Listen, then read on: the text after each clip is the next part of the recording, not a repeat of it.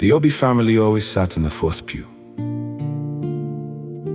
close enough to the altar that Pastor and Namdi could see them. Kechi looked like a woman who had nothing to hide. Emeka sat beside her.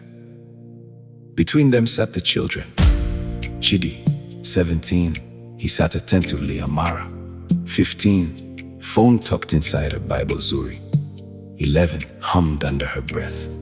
On Kechi's lap, 4-year-old Kosi, sucking his thumb, one hand fisted in the fabric of his mother's sleeve. Sister Nkiru leaned over to her daughter during the second hymn and whispered, "Look at that beautiful family." Her daughter nodded without looking. What Sister Nkiru did not know was that Emeka had not slept in the same house as his wife in 5 years. He lived now in a 2-bedroom flat with a woman named Ifioma and their daughter, a baby not yet 1.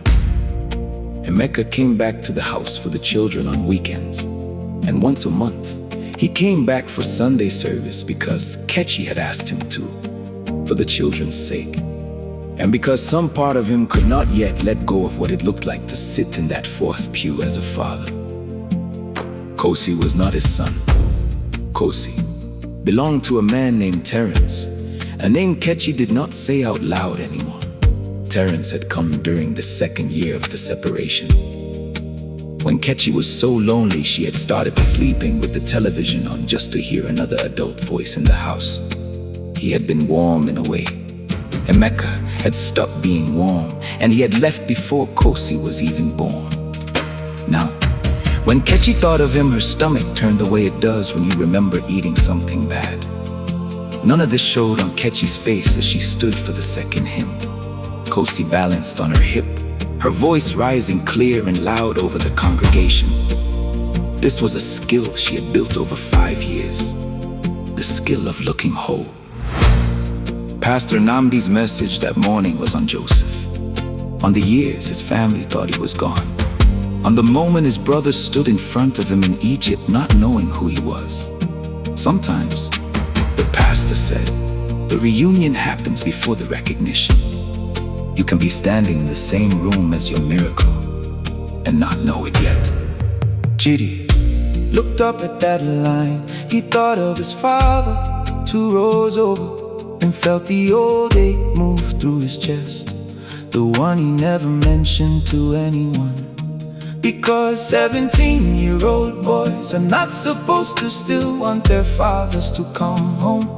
Amara heard it too and thought of nothing, because she had trained herself not to think of anything she did not understand. Zuri, 11, turned to look at her father 2 seats down from her mother, and wondered the way she sometimes did on Sunday mornings, why her parents sat so close and yet never touched little Kosi, who understood none of it, only knew that church meant a snack afterward, and his mother's shoulder to sleep on during the long parts. He reached one small hand across the gap between his mother and the man he called Uncle Emeka, and took hold of 2 of his fingers the way toddlers do with any adult hand within reach. Emeka looked down. He had not touched Kosi much in 4 years. He was cordial to the boy, kind even, in the distant way a man is kind to a co-worker's child. But he had never let himself feel anything toward him beyond that careful distance, because feeling something would mean admitting what the boy's existence had cost him, and admitting that would mean admitting what his own leaving had cost first. It was easier to keep the book closed. But Kosi's hand was warm and small and entirely unaware of anything around him, and it stayed there, wrapped around 2 of Emeka's fingers through the rest of the sermon. Emeka did not pull away. After service in the gravel lot behind the building, while Kechi put Kosi into the back seat, Emeka found himself standing next to Chidi by the trunk of his own car, the 2 of them quiet. "You coming to the house Friday?" Chidi asked, not looking at him, examining a scratch on the bumper instead. Emeka opened his mouth to give the answer he usually gave, something vague about work and traffic. Instead he said, "Yes." Chidi looked up at that, surprised. "I want to talk to your mother first," Emeka said. Chidi felt the door had opened, that he should not push too hard against in case it swung shut again.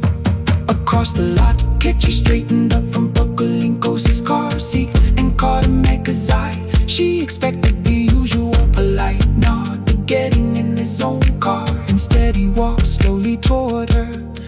"Can I come by tonight?" he said.